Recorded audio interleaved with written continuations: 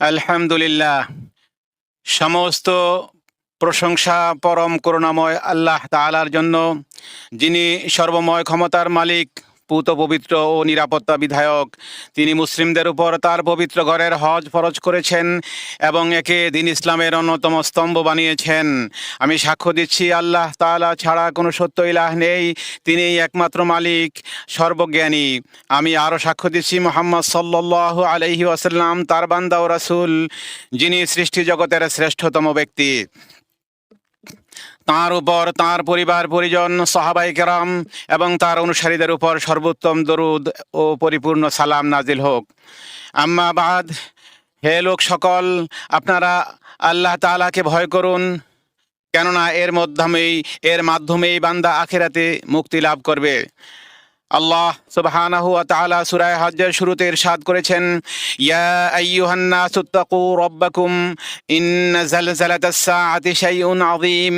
হে মানুষ, তোমরা তোমাদের রবকে ভয় করো, নিঃসন্দেহে কিয়ামতের প্রকম্পন অত্যন্ত ভয়াবহ এক ভয়ানক ব্যাপার। যেদিন তোমরা তা দেখবে, সেদিন প্রত্যেক স্তন্যদানকারিণী আপন দুগ্ধপুষ্য শিশুকে ভুলে যাবে এবং প্রত্যেক গর্ভধারিণী তার গর্ভপাত করে ফেলবে। তুমি দেখবে মানুষকে মাতাল সদৃশ, অথচ তারা মাতাল নয়।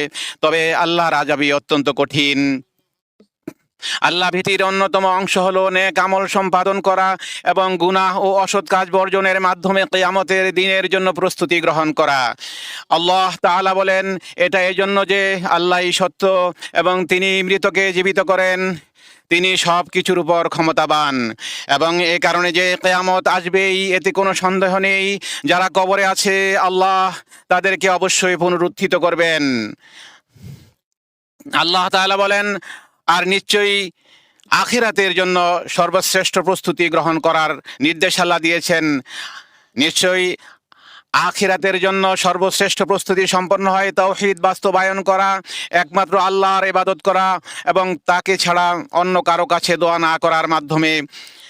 আর কেমন করে সে আল্লাহ ছাড়া এমন কাউকে ডাকে যে তার কোনো ক্ষতিও করতে পারে না এবং কোনো উপকারও করতে পারে না, এটাই চরম পথভ্রষ্টতা। সে এমন কিছুকে ডাকে যার ক্ষতি তার উপকারের চেয়ে বেশি নিকটতর।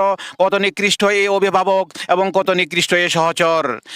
আর যে কেউ আল্লাহর সাথে শরিক করে, সে যেন আকাশ হতে পড়লো, তারপর পাখি তাকে ছোঁ মেরে নিয়ে গেল, কিংবা বায়ু তাকে উড়িয়ে নিয়ে গিয়ে এক দূরবর্তী স্থানে নিক্ষেপ করলো। ইমানদারের মূল পরিচয় চিহ্ন হলো তাওহীদ, আল্লাহ তাআলার একাত্মবাদ। আল্লাহ তাআলা বলেন, তোমাদের ইলাহ এক, কাজেই তারই কাছে আত্মসমর্পণ করো। আর সুসংবাদ দিন বিনয়ীদেরকে, যাদের হৃদয় ভয়ে কম্পিত হয় আল্লাহর নাম স্মরণ করা হলে, যারা তাদের বিপদে আপদে ধৈর্য ধারণ করে এবং সালাত কায়েম করে, আর আমি তাদেরকে যে রিজিক দিয়েছি তা থেকে ব্যয় করে। এগুলোই দিন ইসলামের মূল স্তম্ভ। তাওহীদ বাস্তবায়ন, আল্লাহ ছাড়া কোনো সত্য ইলাহ নেই এবং মুহাম্মদ সাল্লাল্লাহু আলাইহি ওয়াসাল্লাম আল্লাহর রাসূল এ সাক্ষ্য প্রদান, সালাত কায়েম করা, যাকাত প্রদান করা, রমাদানের সিয়াম পালন করা এবং আল্লাহর পবিত্র ঘর বাইতুল্লাহর হজ করা। এর সঙ্গে রয়েছে আল্লাহ তাআলাকে ভয় করার উপদেশ। আল্লাহ তাআলা বলেন, ওয়ালিমান খাফা মাকাম রাব্বিহি জান্নাতান। আর যে তার রবের সম্মুখে উপস্থিত হওয়ার ভয় রাখে, তার জন্য রয়েছে দুটি জান্নাতের বাগান। অনুরূপভাবে আল্লাহর ইবাদত পালনে এবং কষ্টদায়ক তাকদীরের উপর ধৈর্য ধারণ করা। আল্লাহ সুবহানাহু ওয়া তাআলা বলেন, ইন্নামা ইউওয়াফাস সাবিরুনা আজরাহুম বিগাইরি হিসাব। নিঃসন্দেহে ধৈর্যশীলদেরকে কোনো হিসাব ছাড়াই তাদের প্রতিদান পরিপূর্ণরূপে দেয়া হবে। এর সাথে আল্লাহর নিয়ামতের শুকর আদায় করা। আল্লাহ বলেন, কাযালিকা সাখখারনাহা লাকুম লাআল্লাকুম তাশকুরুন। এভাবে আমি সেগুলোকে তোমাদের বশীভূত করে দিয়েছি যাতে তোমরা কৃতজ্ঞতা প্রকাশ করো। আর সৃষ্টি জগতের মধ্যে আল্লাহর কিছু প্রাকৃতিক বিধান ও নিয়ম নীতি রয়েছে। বান্দার কর্তব্য হলো সেগুলোর প্রতি পূর্ণ ঈমান আনা এবং তা থেকে উপকৃত হওয়া। আল্লাহ তাআলা বলেন, নিশ্চয়ই আল্লাহ মুমিনদের পক্ষ থেকে প্রতিরোধ করেন, তিনি কোনো বিশ্বাসঘাতক অকৃতজ্ঞকে পছন্দ করেন না। আল্লাহ সুবহানাহু ওয়া তাআলা আরো বলেন, ওয়ালা ইয়ানসুরান্নাল্লাহু মান ইয়ানসুরুহু ইন্নাল্লাহা লাকাওয়িয়্যুন আজিজ। আর আল্লাহ অবশ্যই ওই ব্যক্তিকে সাহায্য করেন যে তাকে সাহায্য করে। নিশ্চয়ই আল্লাহ সর্বশক্তিমান, পরাক্রমশালী। এ বিষয়ে আরো রয়েছে আল্লাহ তাআলার বাণী, অতঃপর আমি বহু জনপদ ধ্বংস করেছি যেগুলোর বাসিন্দা ছিল জালেম, ফলে সব জনপদ তাদের ঘরের ছাদ সহ ধ্বংসস্তূপে পরিণত হয়েছে। অনুরূপভাবে বহু কূপ পরিত্যক্ত হয়েছে এবং অনেক সুদৃঢ় প্রাসাদও। আর আমি অবকাশ দিয়েছি বহু জনপদকে যখন তারা ছিল জালেম, তারপর আমি তাদেরকে পাকড়াও করেছি এবং আমারই কাছে প্রত্যাবর্তন স্থল। আল্লাহ তাআলা তার বন্ধু ইব্রাহিম আলাইহিস সালামকে হজের আহ্বান জানানোর আদেশ দিয়েছেন। তিনি ইরশাদ করেছেন, ওয়াযিন ফিন নাসি বিল হজ্জি ইয়াতুকা রিজালান ওয়া আলা কুল্লি দামিরিন ইয়াতিনা মিন কুল্লি ফাজ্জিন আমিক। আর আপনি মানুষের কাছে হজের ঘোষণা করে দিন, তারা আপনার কাছে আসবে পায়ে হেঁটে এবং সব ধরনের কৃষকায় উটের পিঠে চড়ে। তারা আসবে দূর দূরান্তের পথ অতিক্রম করে, যাতে তারা তাদের কল্যাণের স্থানসমূহে হাজির হতে পারে এবং তিনি তাদেরকে চতুষ্পদ জন্তু হতে যা রিজিক দিয়েছেন তার উপর কোরবানির নির্দিষ্ট দিনগুলোতে জবেহ করাকালীন আল্লাহর নাম উচ্চারণ করতে পারে। হ্যাঁ, বাস্তবিক পক্ষেই এ বিধান দেওয়া হয়েছে যেন তারা তাদের নিজেদের কল্যাণের স্থানে উপনীত হতে পারে এবং আল্লাহর নাম স্মরণ করতে পারে। হাজিগণ হজ পালনের আকাঙ্ক্ষা নিয়ে আল্লাহর সন্তুষ্টির উদ্দেশ্যে এবং সওয়াবের আশায় প্রাচীন ঘর বাইতুল্লাহ ও হজের পবিত্র স্থানসমূহের মহত্ব ঘোষণা করতে করতে দূর দূরান্তের গিরিপথ অতিক্রম করে আগমন করেছেন।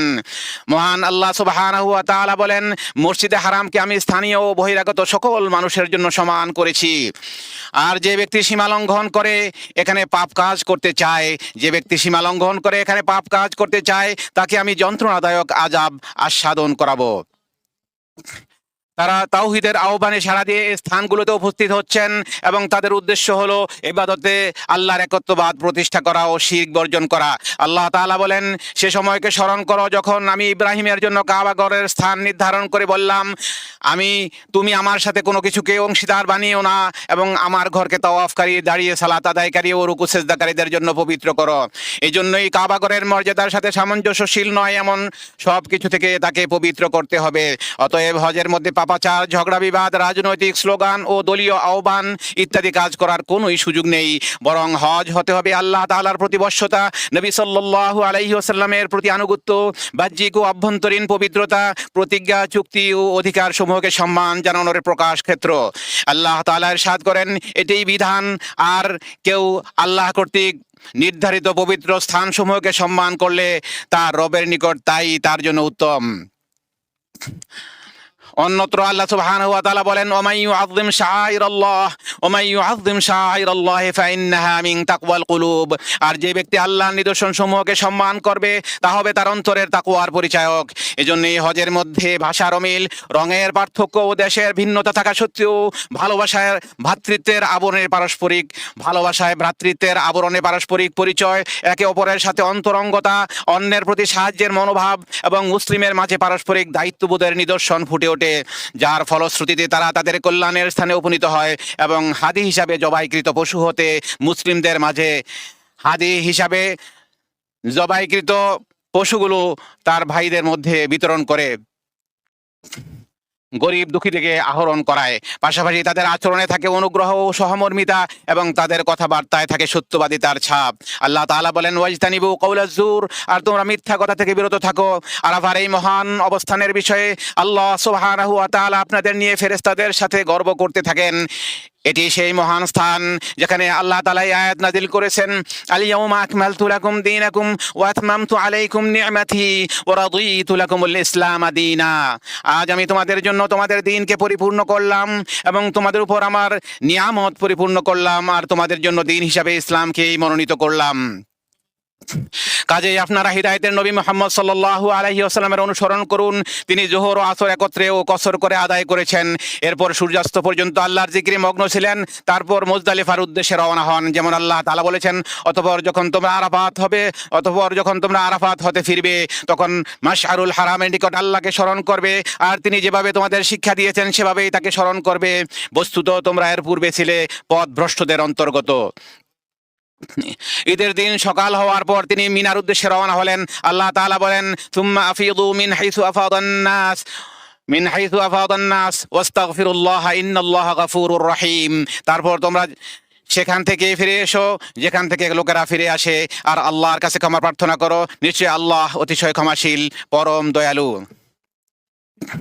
এরপর তিনি জামারাতুল আকাবায় কঙ্কর নিক্ষেপ করেন, নিজের হাদি জবাই করেন এবং মাথা মুন্ডন করেন, তবে চুল ছোট করাকেও তিনি বৈধতা দিয়েছেন। তারপর তিনি বাইতুল্লাহর তওয়াফ করেন।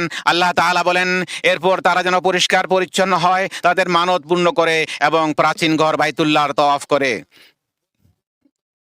এই সময় শান্তভাবে ধীর স্থিরতা ও কোমল আচরণ বজায় রাখতে সচেষ্ট থাকুন। এ সময় শান্ত ভাব, ধীর স্থিরতা ও কোমল আচরণ বজায় রাখতে সচেষ্ট থাকুন। ধাক্কাধাক্কি ও ভিড় করা থেকে দূরে থাকুন। আয়োজক কর্তৃপক্ষের নির্দেশনা মেনে চলুন এবং দলভিত্তিক পরিকল্পিত চলাচলের ও নির্ধারিত পথের নিয়ম কানুন অনুসরণ করুন, যাতে সামগ্রিক কল্যাণ নিশ্চিত হয়, ক্ষতি ও বিশৃঙ্খলা এড়ানো যায়, মানুষের জীবন সুরক্ষিত থাকে এবং সহজভাবে হজের কার্যক্রম আঞ্জাম দেওয়া যায়। আর মিনায় অবস্থানকালে বেশি বেশি আল্লাহর জিকির করা মুস্তাহাব। আল্লাহ তাআলা বলেন, অতঃপর যখন তোমরা তোমাদের হজের কার্যাবলী সম্পন্ন করবে, তখন আল্লাহর স্মরণে মশগুল হও, যেমন তোমরা তোমাদের পিতৃপুরুষদের স্মরণে মশগুল থাকো, বরং তার চেয়েও বেশি স্মরণ করো। আর তাশরিকের দিনগুলোতে হজ আদায়কারী 3টি জামারায় কঙ্কর নিক্ষেপ করবে। প্রত্যেক জামারায় প্রতিদিন 7টি করে কঙ্কর নিক্ষেপ করতে হবে। উত্তম হলো 13 তারিখ পর্যন্ত মিনায় অবস্থান করা, তবে 12 তারিখে চলে যাওয়াও বৈধ। আল্লাহ সুবহানাহু ওয়া তাআলা বলেন, আর নির্ধারিত দিনগুলোতে তোমরা আল্লাহকে স্মরণ করো, অতঃপর যে তাড়াতাড়ি করে 2 দিনে চলে আসবে তার কোনো পাপ নেই, আর যে বিলম্ব করবে তারও কোনো পাপ নেই। এই বিধান তার জন্য যে তাকওয়া অবলম্বন করেছে। আর তোমরা আল্লাহকে ভয় করো এবং জেনে রেখো, নিশ্চয়ই তোমাদেরকে তার কাছেই সমবেত হতে হবে। মক্কা ছেড়ে যাওয়ার পূর্বে হজ আদায়কারী বিদায়ী তওয়াফ করবে। আল্লাহ তাআলা বলেন, তিনি তোমাদেরকে মনোনীত করেছেন, দিনের ব্যাপারে তিনি তোমাদের উপর কোনো কঠোরতা আরোপ করেন না। এটি তোমাদের পিতা ইব্রাহিমের দিন। তিনি পূর্বে তোমাদের নাম রেখেছেন মুসলিম, আর এই কিতাবেও, যাতে রাসূল তোমাদের উপর সাক্ষী হন এবং তোমরা মানুষের উপর সাক্ষী হতে পারো। অতএব তোমরা সালাত কায়েম করো, যাকাত আদায় করো এবং আল্লাহকে মজবুতভাবে আঁকড়ে ধরো। তিনি তোমাদের অভিভাবক, কত উত্তম অভিভাবক, কত উত্তম সাহায্যকারী তিনি। আল্লাহকে মজবুতভাবে আঁকড়ে ধরার একটি গুরুত্বপূর্ণ উপায় হলো আল্লাহর কাছে বেশি বেশি দোয়া করা, বিশেষ করে হজের পবিত্র স্থানগুলোতে, কারণ এগুলোতে দোয়া করলে, এই স্থানগুলো হলো দোয়া করার প্রত্যাশিত, দোয়া কবুলের প্রত্যাশিত স্থান। আল্লাহ তাআলা বলেন, ওয়াকালা রাব্বুকুম উদউনি আস্তাজিব লাকুম, আর তোমাদের রব বলেছেন, তোমরা আমাকে ডাকো, আমি তোমাদের ডাকে সাড়া দেব। তিনি আরো বলেছেন, আমিনহুম মাইয়াকুলু রব্বানা আতিনা ফিদ দুনিয়া হাসানা ওয়া ফিল আখিরাতি হাসানাতাও ওয়া কিনা আযাবান নার, আর তাদের মধ্যে এমন লোকও আছে যারা বলে, হে আমাদের রব, আমাদেরকে দুনিয়াতে কল্যাণ দান করুন, আখিরাতেও কল্যাণ দান করুন, আর জাহান্নামের আগুন থেকে আমাদেরকে রক্ষা করুন। এমন লোকদের জন্য তাদের উপার্জনের অংশ বরাদ্দ থাকবে। বস্তুত আল্লাহ দ্রুত হিসাব গ্রহণকারী। হে আল্লাহ, হাজিদের দোয়া ও হজের আমল সমূহ কবুল করুন, তাদের কাজকর্ম সহজ করে দিন, তাদের গুনাহসমূহ ক্ষমা করুন এবং তাদেরকে নিরাপদে কল্যাণপ্রাপ্ত হয়ে সফল কাম হয়ে নিজ দেশে ফিরে যাওয়ার তৌফিক দিন। হে আল্লাহ, মুসলিমদের অবস্থার সংশোধন করুন, সত্যের উপর তাদেরকে ঐক্যবদ্ধ করুন, তাদের সকল বিষয়ের দায়িত্বভার আপনি গ্রহণ করুন এবং তাদের দ্বীনি ও দুনিয়াবি সার্বিক অবস্থা সুন্দর করে দিন। হে আল্লাহ, ইয়া রাব্বাল আলামিন, তাদের দ্বীনি এবং দুনিয়াবি সকল অবস্থা আপনি সুন্দর করে দিন। হে আল্লাহ, আপনি খাদিমুল হারামাইন শরীফাইন বাদশাহ সালমান বিন আব্দুল আজিজ এবং তার বিশ্বস্ত ক্রাউন প্রিন্স আমির মোহাম্মদ বিন সালমানকে তৌফিক দান করুন। দুনিয়া ও আখিরাতে তাদেরকে উত্তম প্রতিদানে ভূষিত করুন। আল্লাহ, আপনি তাদেরকে উত্তম যাজা দান করুন, দুনিয়া ও আখিরাতে তাদেরকে উত্তম প্রতিদানে ভূষিত করুন। নিশ্চয়ই তারা আপনার বান্দাদের প্রতি ইহসান করেছেন। হাজিদের জন্য হজের আমলগুলো সহজে সম্পাদনের ব্যবস্থা তারা করেছেন এবং হারামাইন শরীফাইন ও তাতে আগত জিয়ারতকারীদের সেবায় উদার চিত্তে তারা ব্যয় করেছেন। ওয়া সাল্লাল্লাহু আলা সাইয়্যিদিনা ওয়া নাবিয়িনা মুহাম্মদ ওয়া আলা আলিহি ওয়া সাহবিহি ওয়া সাল্লামা তাসলিমান কাসীরা। হে আল্লাহ, আপনি মুহাম্মদ সাল্লাল্লাহু আলাইহি ওয়াসাল্লাম এবং তার পরিবার পরিজন ও সাহাবায়ে কেরামের উপর রহমত ও